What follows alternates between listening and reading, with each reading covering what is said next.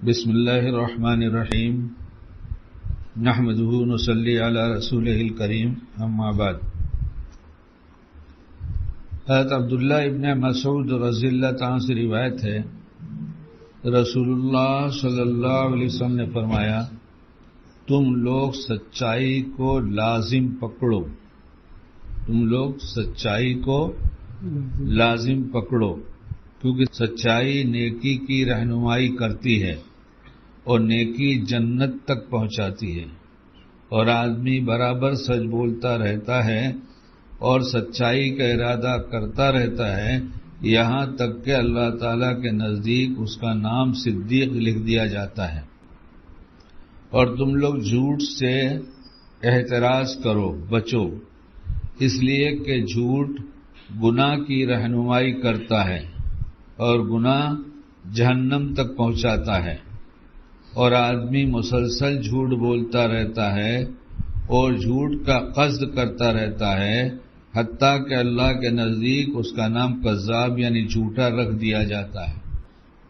کاروبار کرنے والے اکثر یہ سمجھتے ہیں کہ جھوٹ کے بغیر کاروبار نہیں چلتا، یہ ان کی غلط سوچ ہے۔ سچ کے بغیر کاروبار نہیں چلتا، جھوٹ کے بعد جو کاروبار چلتا ہے وہ کاروبار نہیں ہے، وہ چیٹنگ ہے۔ کیا ہے وہ کاروبار کہاں ہوا؟ وہ تو چیٹنگ ہے، کوئی کسی راستے سے کر رہا ہے، کوئی کسی راستے سے کر رہا ہے، اس لیے جھوٹ کے بغیر تو کاروبار جو ہے وہ چلتا ہے، سچ والا کاروبار۔ کانپور کے ایک صاحب کا قصہ لکھا ہے، بہت پرانی بات ہو گئی، انہوں نے بامو کا دھندا شروع کیا۔ بامو جانتے ہیں آپ لوگ یہاں بمبئی والے؟ بانس، جس کو کہتے ہیں بانس۔ اور کاروبار جب شروع ہوتا ہے تو بہت کچھ دھوکہ بھی ہو جاتا ہے، پتہ نہیں چلتا۔ اس لیے ایک مشورہ یہ ہے کہ اگر کوئی سچا آدمی مل جائے اور کاروباری ہے تو کاروبار کوئی بھی کرتا ہوگا، لیکن کاروبار کا ڈھنگ تو سکھا دے گا وہ، اور نہیں جانتے اپنے طور پر کاروبار کرتے رہتے ہیں، مشورہ نہیں کرتے۔ مشورہ بہت خیر کی چیز ہے، مشورہ بہت خیر کی چیز ہے، مشورے کو لازم سمجھ لینا چاہیے اپنے لیے، اس سے خیر آتی ہے۔ لیکن سمجھتے ہیں ہم نے کچھ پڑھ لکھ لیا، اور آج کے زمانے میں ہمیشہ ایسے ہی دور بدلتا رہا ہے، جیسے آج بدلا ہے ایسے اس کے پہلے بدلتا رہا، ہم بدلتے بدلتے یہاں تک پہنچے ہیں اور آگے پھر بدلے گا ابھی۔ لیکن اسلام نہیں بدلتا، شریعت نہیں بدلتی، وہ ہمیشہ کے لیے قانون بن گیا ہے، اور نفع کا قانون ہے، نقصان کا نہیں ہے۔ اس لیے نئے نئے لڑکے ہوتے ہیں، کچھ پڑھ لکھ لیتے ہیں اور ذرا سا یوٹیوب پر چیزیں سرچ کرنا آ جاتا ہے، گوگل میں جا کے تلاش کرتے رہتے ہیں، ان کو سب کچھ اسی میں سمجھ میں آتا ہے کہ اب تو یہیں سے ملے گا۔ نہ قرآن میں تلاش کرتے ہیں، نہ حدیث میں تلاش کرتے ہیں، نہ جاننے والے سے پوچھتے ہیں، پھنستے رہتے ہیں۔ اور یہ شیطان کی بڑی چال ہے کہ مشورہ کرے گا تو دوسرے کے تجربے سے نقصان اٹھائے بغیر نفع اٹھا لے گا۔ مشورہ تو اپنے لیے لازم سمجھ لینا چاہیے، لیکن بہت سے سمجھتے ہیں کہ نہیں، میں چھوٹا بن جاؤں گا، میں بے عزت ہو جاؤں گا۔ آپ علیہ السلام سے بڑا کون ہے؟ اللہ کے بعد وہی ہے نا، اور کوئی ہے؟ اور صحابہ سے مشورہ کر رہے ہیں، جن کے پاس وہی آتی ہو ان کو مشورے کی کیا ضرورت ہے؟ لیکن وہی ہم پر تم پر تو نہیں آنے والی ہے نا، اس لیے وہ مشورہ کر کے انہوں نے سنت بھی قرار دیا کہ سنت ہے مشورہ، اور اس کے ساتھ ساتھ نقصان سے آدمی بچ جاتا ہے۔ لیکن ہم لوگ سمجھ رہے ہو تبلیغ میں نکلیں گے نا تو جب مسجد میں بیٹھیں گے تب مشورہ کریں گے، بس ہمارے لیے وہی مشورہ رہ گیا ہے۔ اور کتنے نقصان اٹھا رہے ہیں ہم دیکھتے ہیں، کبھی کبھی کڑھن بھی ہوتی ہے کہ کاش پوچھ کر کرتا تو کتنا نفع ہو جاتا اس کو، کہ کون سے دھندے میں ہاتھ ڈال رہا ہے۔ دھندا ہمیشہ چھوٹے سے شروع کرنا چاہیے، نہیں تو چھوٹے بن کر شروع کرنا چاہیے۔ چھوٹے بن کر شروع کرنے کا مطلب اس لائن والے کے پاس جا کر نوکری کرو تو ہر طرح کا کام لے گا، دکان سے ریلیٹڈ جتنا کام ہوگا وہ سب تم نوکر ہو تو تم سے لے گا وہ، اور اسی میں تمہارا تجربہ بڑھتا چلا جائے گا۔ کسی کو لے کے تو نہیں آئے نا اخلاق. تو کہیں گے کون سا بیان شروع کیا, کہاں لائے بھائی, کہیں لے چلو اللہ والے کے پاس. یہ تو تم دنیا دار کے پاس لائے ہو جو دنیا کا بیان کر رہا ہے. ایسے ہی دکھا دکھا کر شیطان لوٹتا ہے. پھر ٹینشن ہوتا ہے. کیا ہوتا ہے؟ ٹینشن سے سب سے پہلے معدہ خراب ہوتا ہے, اور معدہ خراب ہوتا ہے تو اس سے ساری بیماریاں لگ جاتی ہیں. ہم تو کچھ سمجھتے نہیں, ہم جانتے نہیں کچھ. اور جب ٹینشن ہوتا ہے تو اچھی بات بری لگتی ہے, اچھی بات بری لگتی ہے. ایک صاحب بہت مسکراتے ہوئے آتے ہیں, خیریت پوچھتے ہیں اور خوشی کا اظہار کرتے ہیں. کل وہ نہ مسکراتے ہوئے آئے نہ خیریت پوچھا, تو ہم نے اپنے ساتھی سے کہا لگتا ہے ٹینشن میں ہے. تو ایک صاحب اٹھے اور انہوں نے اپنا کام کر لیا کہ ان کا ٹینشن اگر اس سے دور ہوتا ہے تو دیکھیں گے واقعی بابا کی بات صحیح ہے کہ غلط ہے. تو وہ ان کو کچھ دے کر آئے. اس کے بعد آگے میرے پاس بیٹھے, پھر ان کو بلایا تو ٹینشن فری ہو گئے. ہم نے کہا کیا ہوا, تم نے کیا کیا؟ کہنے لگے سب مت پوچھیے. آپ نے کہا ٹینشن میں ہے, تو میں نے سوچا کچھ تو پریشانی ہوگی, اس لیے ٹینشن فری کرنے کے لیے. ٹینشن مال کے کم ہونے سے ہو جاتا ہے, مال بڑھ جاتا ہے تو ٹینشن دور ہو جاتا ہے. تو انہوں نے ان کے جیب میں کچھ ڈال کر آ گئے تھے, تو ان کا وہ ٹینشن فری ہو گئے. پھر ہم نے کہا دیکھو ان کو ابھی ٹینشن میں سے دکھ رہے تھے. اور ٹینشن کا ایک دوسرا نقصان ہوتا ہے, گھریلو زندگی برباد ہو جاتی ہے. کیا ہوتی ہے؟ سنو, غور سے سنو. بیوی اچھی سے اچھی بات کرتی ہے تو اس کو برا لگتا ہے. بچہ کھیلتا ہے پاس میں آ کر تو اس سے ڈھکیلتا ہے, کہتا بھاگ یہاں سے, جا, میں اپنے ٹینشن میں ہوں اور تو جو ہے آ کے پریشان کر رہا ہے. جو چیز سکون کی ہو جاتی ہے ٹینشن کی وجہ سے پریشانی کی بن جاتی ہے, حالانکہ پریشانی کی ہے نہیں. وہ یہ صرف اس لیے کہ شیطان کی ترغیب پر اس نے بغیر پوچھے دھندا کیا.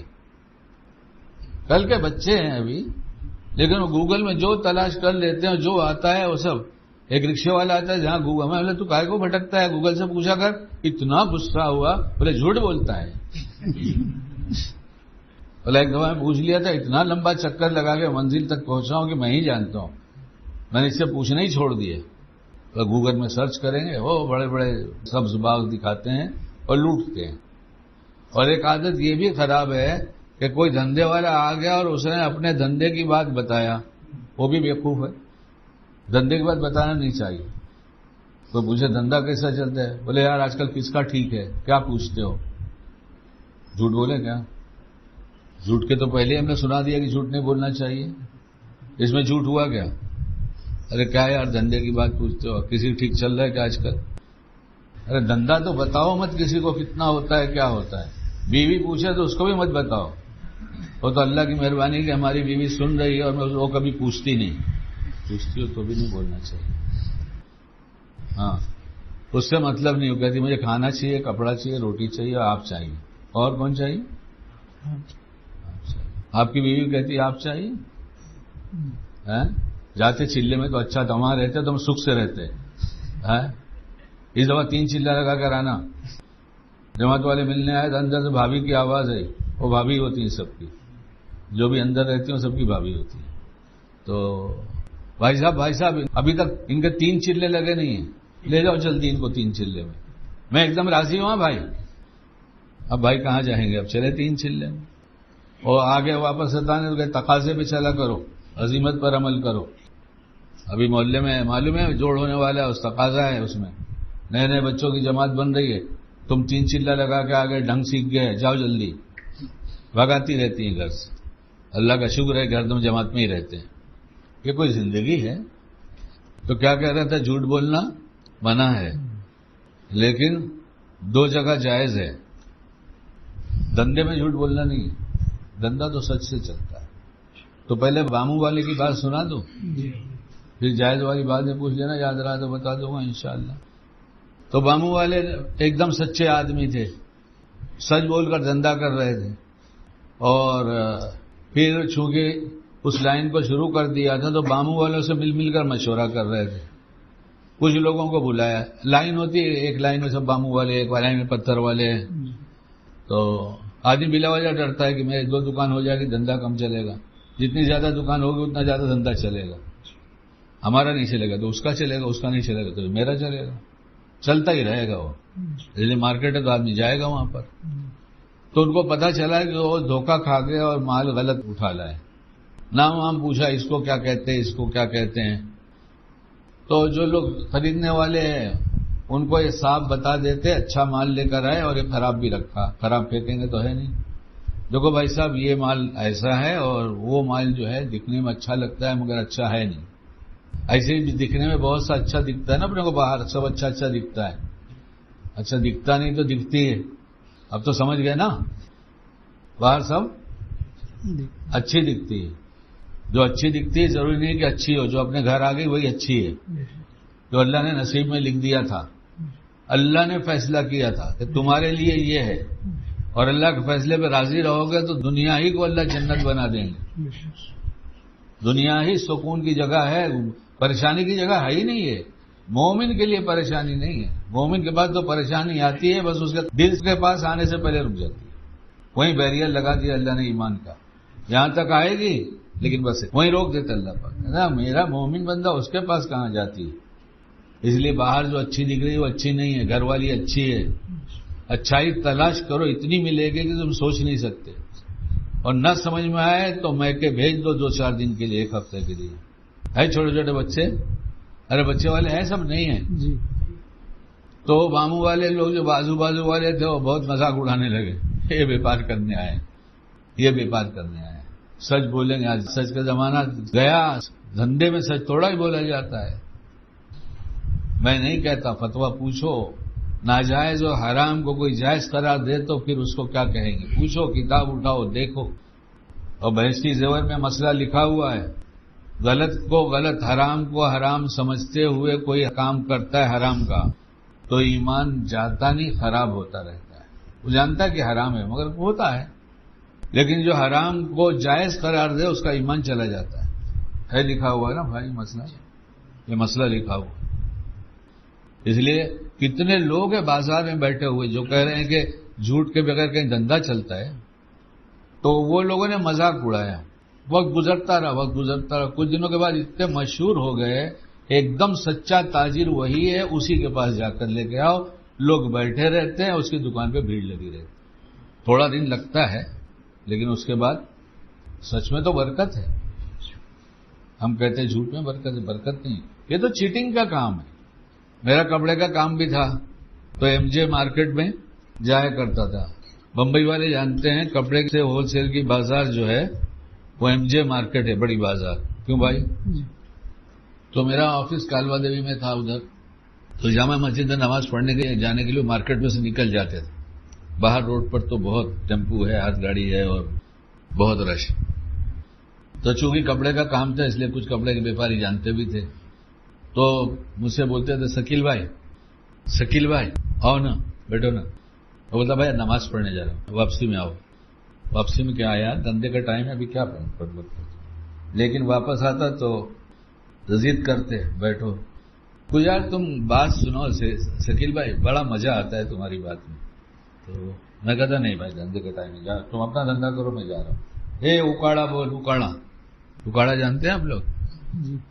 اکاڑا مطلب جیسے چائے آتی نا ایسے دودھ آتا ہے وہاں مارکیٹ میں. اب جاؤ. وہ کبھی سن لیا تھا کہ کوئی دودھ پیش کرے تو انکار مت کرو. تو یہ بہانہ بیٹھانے کا ہو جاتا تھا. تو بیٹھے تو ایک دن میں نے ان سے پوچھ لیا, ہم کہا ایم جے مارکیٹ کا فل فارم بتاؤ. تو انہوں نے کہا کہ مول جی جیٹھا جی مارکیٹ. ہم نے کہا اتنے دن سے دھندا کرتے اتنا بھی پتہ نہیں ہے. ارے یہی نام تو ہے اور کیا ہے. میں نے کہا یہ نام نہیں. تو کہنے لگے شکیل بھائی مول جی جیٹھا جی مارکیٹ ہے, یہ ایم جے مارکیٹ اس کے لیے بولتے ہیں. ہم نے کہا تم نہیں جانتے تو ہم سے پوچھو نا کہ کیا ہے. انہوں نے کہا اچھا تم بتاؤ کیا ہے. ہم نے کہا مہا جھوٹا مارکیٹ. اللہ جھوٹ بولتے ہو کہ نہیں بولتے؟ مال کا آرڈر کر جاتا ہے اگر کبھی تم نے گرے خریدا بھی نہیں ہے, اس کا فون آ گیا, کیا ہوا, اور گرے پہنچ گیا, میل میں پہنچ گیا. ارے خریدا تو ہے ہی نہیں ابھی. حالانکہ تم لوگ چیٹنگ کرتے ہو, دھندا مسلمان کرتا ہے. تو ان کو بڑا تعجب ہوا, کہنے لگا میاں بھائی لوگ دھندا جانتے ہیں. ہم نے کہا ہاں ہم سے سنو تو پتہ چلے. پھر میں نے ان کو دھندا سنایا تو کہنے لگے شکیل بھائی بات تو بالکل صحیح ہے, ہم لوگ چیٹنگ ہی کرتے ہیں, دھندا تم لوگ جانتے ہو, اتنا دھندا جانتے ہو تم لوگ, اتنا بیپار جانتے ہو. میں نے کہا بیپار ہم ہی جانتے ہیں, تم تو جھوٹ بولنا, بیوقوف بنانا, دنیا کے جیب سے مال نکالنا تم کو یہ آتا ہے. بہت چوکے, کہنے واقعی ہم نہیں سمجھ سکتے تھے کہ مسلمان بھائی اتنا دھندا جانتا ہوگا. ہم نے دکھایا کہاں دھندا کر کے. اب اپنی کچھ بات سنا دوں. صبح دکانیں بیٹھا تھا, اب میرا کام تھا تو گراہک لوگ تھے کھڑے, ایک آدمی آیا, اس کے چہرے میں بڑی پریشانی دکھائی دے رہی تھی اور کھڑا تھا, کچھ بول بھی نہیں رہا تھا. بولا بھائی صاحب آپ بہت پریشان دکھ رہے ہیں, بیٹھ جائیے نا, کیا بات ہے, کہاں سے آئے؟ تو اس نے کہا فلاں شہر سے آیا ہوں اور ہم نے آپ سے اتنا مال خریدا تھا, وہ ویسے ہی پیک پڑا ہے, دکان ڈیکوریشن چل رہا تھا, ابھی پورا نہیں ہوا تھا, بس یہ تھا کہ ایک ہفتے کے اندر ہم لوگ جلدی جلدی کام کرا کے انوگریشن کریں گے. ہمارے پارٹنرز کے ساتھ ڈسپیوٹ ہو گیا, اس لیے اب ہم وہ مال واپس دینا چاہتے ہیں. آپ کچھ پیسے کاٹ لینا, کوئی حرج نہیں ہے, لیکن مال واپس لے لیتے تو بڑی مہربانی ہوتی. تو میں نے کہا آپ اس لیے اتنے پریشان ہیں؟ کہا ہاں. میں نے کہا بیٹھیے آرام سے, کیا منگاؤں آپ کے لیے؟ جو بھی منگانا تھا پلایا ولایا, اس کو ذرا ہماری باتوں سے تھوڑا سا اطمینان ہوا. میں نے کہا آپ پورا مال ویسے ہی بھیج دیجیے, پیک ہے نا؟ ان کا ہاں. اور میں نے کہا پھر مال آئے پورے پیسے لے لیجیے کیش. تو اس نے سوچا ایسا تو کہیں ہوتا نہیں, کچھ نہ کچھ تو کاٹ کے پیسے تبھی ملیں گے.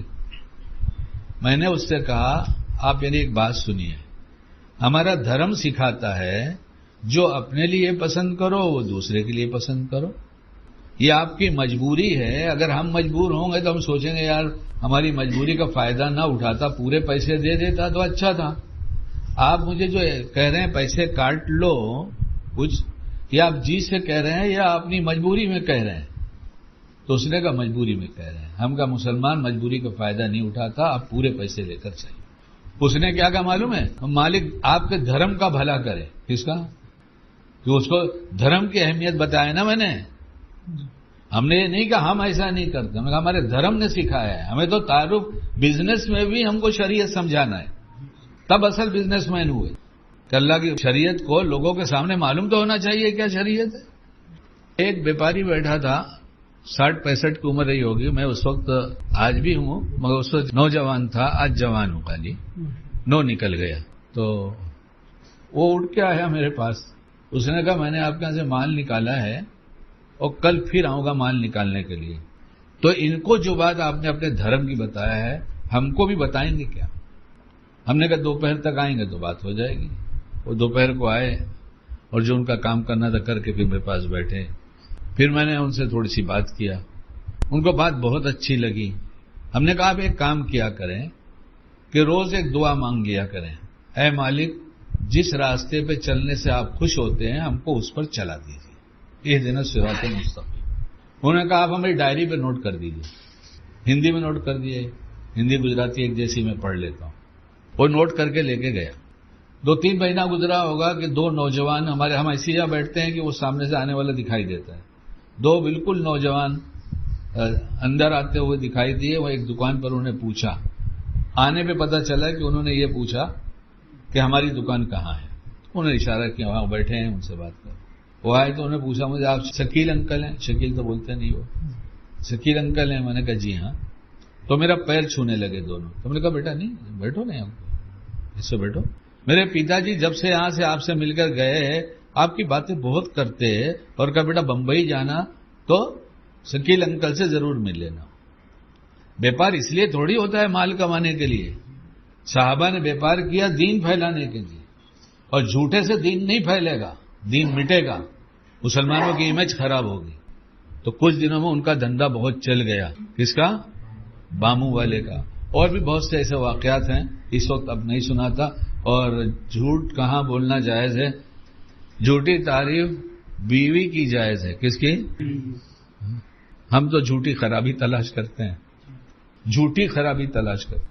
1 ہفتہ بھیج دو گھر اس کو, اور جتنے بچے ہیں نا تمہارے 1.5 سال والا, 2 سال والا, 5 سال والا, 7 سال والا, سب کو رکھ لو. نانی یاد آ جائے گی, نانی. 1 ہفتہ تو بہت دور کی بات ہے, تیسرے دن سب کو لے کے پہنچ جاؤ گے, لے اپنے بچے سنبھال. کیوں تمہارے نہیں ہے کیا؟ یہ وہی تو ہے جو کسی کی کام کی نہیں تھی.